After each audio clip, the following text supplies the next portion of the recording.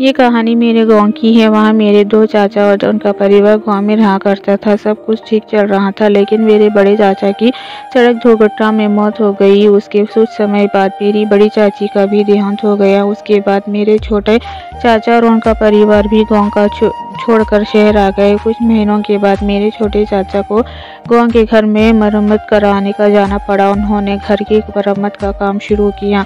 एक शाम मरम्मत का काम खत्म कर रात 10 बजे चाचा छत पर लौटे हुए थे। उन्होंने आंगन में बैठी मेरी बड़ी चाची का भूत देखा। चाची की आंखों में आंसू भर आए। जैसे ही वह सीढ़ियों के नीचे पहुंचे तो उन्होंने देखा कि मेरी बड़ी चाची सीढ़ियों के नीचे बैठी है, उन्हें घूर रही है। ये देखकर मेरे चाचा एकदम डर गए और अपने होश खो गए बैठे। इसके बाद जब उसे होश आया तो वे पड़ोसी के घर गए। उन्होंने उन्हें सारा दृश्य बताया दिया। उसके बाद मेरे चाचा की तबीयत बुरी तरह बिगड़ गई। वे जल्दी से शहर आ गया, लेकिन उस बात को कभी नहीं भूल पाया।